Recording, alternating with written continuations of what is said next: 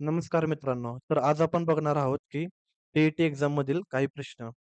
आता एक्झाम जवळ येत आहे, तरी तुम्ही सगळेजण एम-सी-क्यू क्वेश्चन बघत असालच. त्यातल्या त्यात जे ठराविक क्वेश्चन आहेत 10 ते मी काढलेले आहेत. तर सगळ्यात पहिला प्रश्न असा आहे, की महाराष्ट्रातील संत तुकाराम महाराज कोणत्या प्रकारचे संत होते? तर यामध्ये पर्याय काय दिलेत नाथपंथी, वारकरी, दत्त संप्रदाय व महानुभाव. तर याचं उत्तर आहे वारकरी. कारण संत तुकाराम महाराज हे महाराष्ट्रातील प्रसिद्ध वारकरी संत होते. ते विठ्ठल भक्ती करत असत आणि अभंग लिहित असत. त्यामुळे त्यांना वारकरी संप्रदायातील संत म्हणतात. दुसरा प्रश्न बघूया. भारताचा राष्ट्रीय पक्षी कोणता आहे? पर्याय काय आहेत? मोर, चिमणी, गरुड, बट. तर याचं उत्तर आहे मोर. कारण की मोर हा भारताचा राष्ट्रीय पक्षी आहे आणि मोर सुंदर पिसाऱ्यांसाठी प्रसिद्ध आहे आणि भारत सरकारने त्याला राष्ट्रीय पक्षी घोषित केले आहे. तर आपण तिसरा प्रश्न बघूया. 25x4 प्रश्न याच्यामध्ये तुम्हाला पर्याय दिले आहेत 50, 75, 100, 125. हा खूप ईझी क्वेश्चन आहे. कोणी पण सोडवेल. पण याचं उत्तर आहे 25 ला 4 वेळा जोडले तर किती होते? 100 म्हणून 25 इंटू 4 म्हणजे किती झाले? 100. 25 गुणिले 4 झाले 100. तर आता आपण चौथा प्रश्न बघूया. जल ही जीवन आहे, हे वाक्य कोणत्या प्रकारचे आहे? उद्गारवाचक, विधानार्थी, प्रश्नार्थी, आज्ञार्थी. तर हे वाक्य एक माहिती किंवा विधान सांगते. यात प्रश्न, आज्ञा किंवा उद्गार नाही. त्यामुळे हे विधान वाक्य आहे. आता पुढचा प्रश्न बघूया आपण. प्रश्न 5वा. पृथ्वीला किती उपग्रह आहेत? पर्याय आहेत 1, 2, 3, 4. तर याचं उत्तर आहे 1. कारण नॅचरल सॅटेलाइट म्हणजे ग्रहाभोवती फिरणारी वस्तू. पृथ्वीचा एक नैसर्गिक उपग्रह आहे. कोण? चंद्र. तर आता आपण 6वा प्रश्न बघूया. 1 किलो म्हणजे किती ग्रॅम असतात?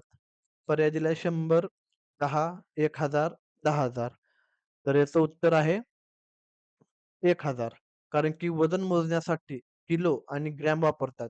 1 किलोमध्ये 1000 ग्रॅम असतात. तर प्रश्न 7वा. खालीलपैकी स्वर कोणता? क, म, अ, त असे पर्याय आहेत. तर त्यातलं उत्तर आहे अ. कारण मराठीमध्ये अ, आ, इ, ई हे स्वर आहेत.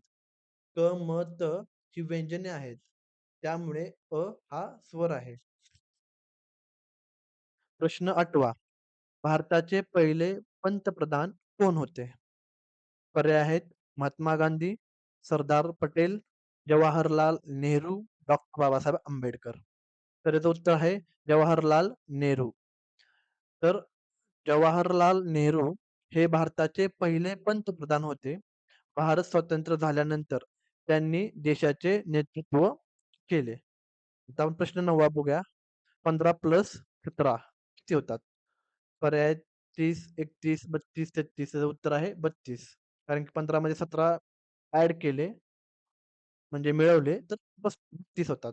त्याचं उत्तर आहे 32. आता आपण 10वा प्रश्न बघूया. जो शेवटचा प्रश्न आहे. झाडे आपल्याला काय देतात? तर याचे पर्याय आहेत प्लास्टिक, ऑक्सिजन, धूर आणि काच. तर फोटोसिंथेसिस प्रक्रियेमुळे झाडे हे ऑक्सिजन तयार करतात आणि ऑक्सिजनमुळे माणूस आणि प्राणी श्वास घेऊ शकतात.